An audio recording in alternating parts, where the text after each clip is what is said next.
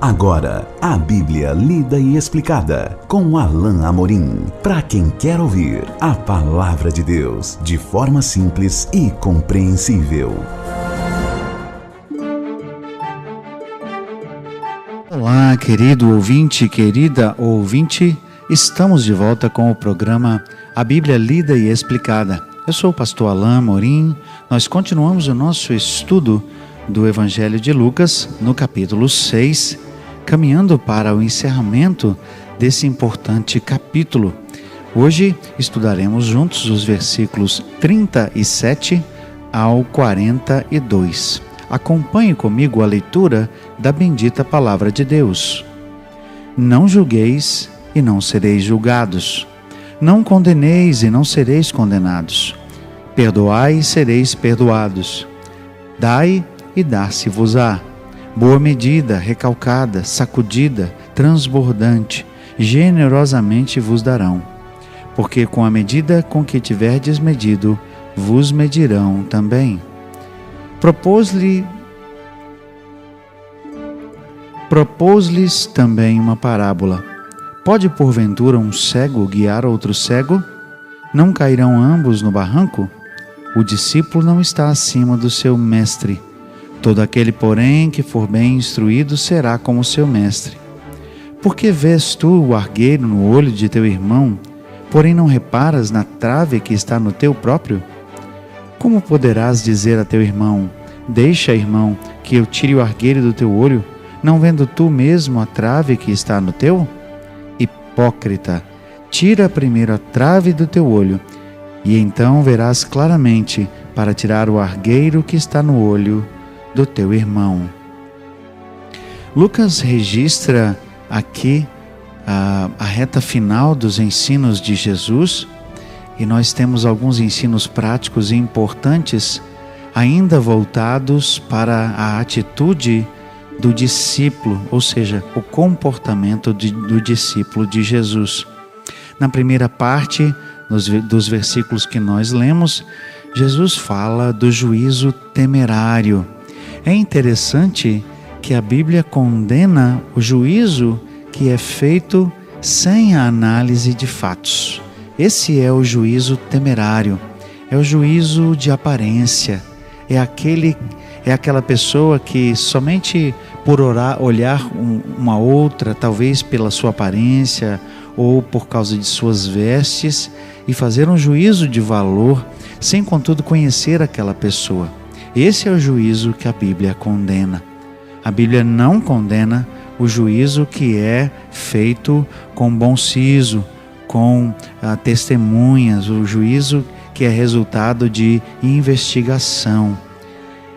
Nós vamos ver isso justamente no nosso último trecho desse capítulo, quando estivermos juntos no nosso próximo encontro.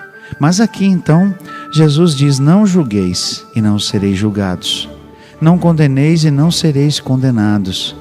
Perdoai e sereis perdoados. Certamente Jesus não está aqui incentivando o pecado. E nem tampouco Ele está incentivando qualquer um de nós a simplesmente relevar o pecado ou ser condescendente às coisas erradas.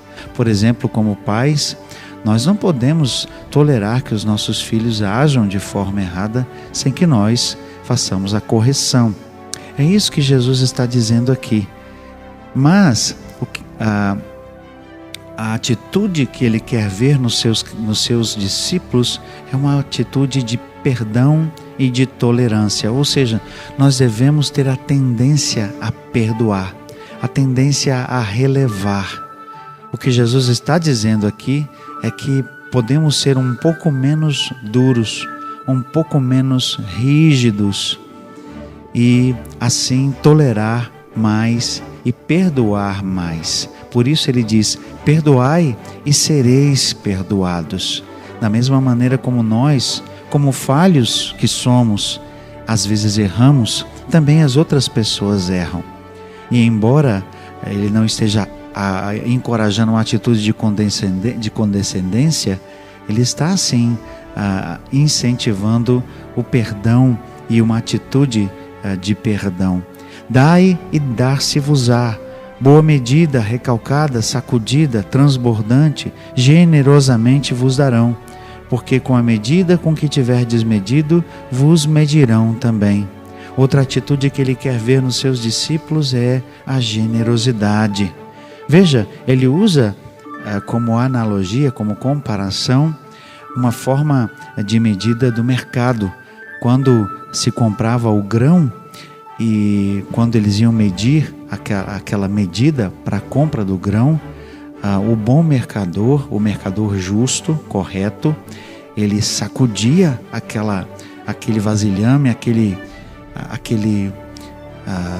instrumento de medida, ele sacudia para que o ar saísse e o grão se acomodasse, para dar espaço para mais grão. Então ele derramava um pouco mais e aí sim, aquilo era transbordado. E aí então ele passava a régua por cima para que a medida fosse cheia, fosse plena. Isso é comparado aqui a um ato de generosidade ou uma atitude de generosidade. Assim como são generosos conosco, nós também devemos ser generosos. Com a medida que tiverdes medido, vos medirão também. Se nós formos misericordiosos, assim como Jesus ensinou um pouco mais atrás, lá a partir do verso 20, repetição das bem-aventuranças, assim como o Senhor nos ensinou a sermos misericordiosos, bondosos, porque nós também assim receberemos a misericórdia, porque com a medida que nós medirmos, nós também seremos medidos. E aí Jesus propõe uma parábola para comparar, muito provavelmente, o ensino e a atitude dos judeus daquele tempo e o verdadeiro discípulo. Ele diz então, verso 39, propôs-lhes também uma parábola. Pode porventura um cego guiar a outro cego? Não cairão ambos no barranco? O discípulo não está acima do seu mestre. Todo aquele, porém, que for bem instruído, será como seu mestre. Um cego realmente não pode guiar outro cego. Ambos cairão. Talvez essa aqui seja uma alusão ao fato de que Jesus considerava os mestres dos fariseus, os doutores da lei, como guias cegos. Nós temos exemplo de Jesus se referindo a eles assim. Guias cegos porque eles não tinham sabedoria e especialmente porque eram cegos espiritualmente. Por isso Jesus afirma que o discípulo não está acima do seu mestre. Todo aquele, porém, que for bem instruído será como o seu mestre. É a questão da atitude no reino. Jesus tinha uma atitude de humildade, apesar de ser ele o mestre dos mestres, o Senhor dos senhores. Todos aqueles que eram seus discípulos certamente tinham que ter uma atitude que fosse aquela atitude esperada de um discípulo. É o que Jesus está aqui ensinando. E por isso Jesus ainda tem a falar acerca de um importante item que ele deseja que seja corrigido nos seus discípulos em relação, por exemplo, aos discípulos dos judeus. Então ele fala da questão da hipocrisia. Por que vês tu o argueiro no olho do teu irmão, porém não reparas na trave que está no teu próprio? Como poderás dizer a teu irmão, deixa, irmão, que eu tire o argueiro do teu olho, não vendo tu mesmo a trave que está no teu?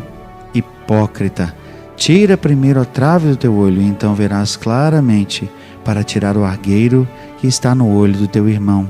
Certamente ainda em alusão aos líderes judeus e a alguns dos mestres, doutores da lei, que Jesus aqui está classificando como hipócritas. Por quê? Porque ensinavam o povo a fazer uma coisa, mas eles mesmos não faziam. Ou eles queriam corrigir os erros dos outros quando não corrigiam os seus próprios.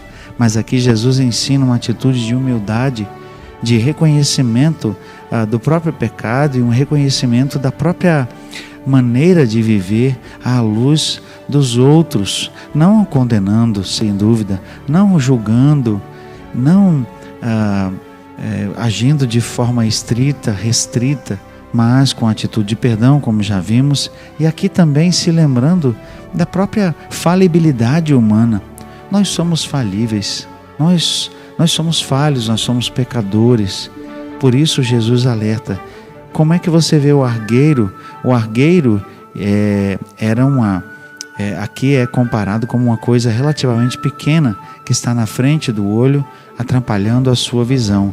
Mas a trave é algo mais grave, mais sério, maior, que está no olho daquele que está tentando corrigir o outro. E o que Jesus diz é que é errado tentar corrigir aquele erro que é até menor de um irmão, quando a própria pessoa que está corrigindo não enxerga os seus próprios erros, que são até mesmo maiores. Então, tira primeiro a trave do teu olho, e então verás claramente para tirar o argueiro que está no olho do teu irmão. Corrige primeiro a sua vida, corrige primeiro o seu procedimento, e aí Deus pode usar você para trazer correção a outros, não é?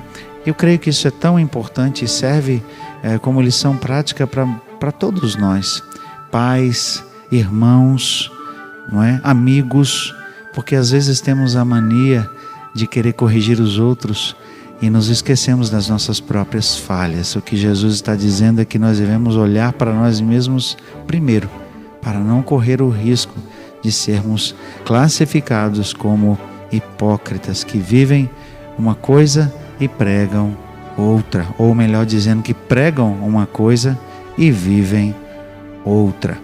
Nós vamos continuar esse estudo do capítulo 6, estudando no próximo encontro o último trecho. Até lá, que Deus abençoe a sua vida. Acesse agora nossa plataforma e baixe os podcasts www.rede316.com.br. A Bíblia lida e explicada com Alain Amorim.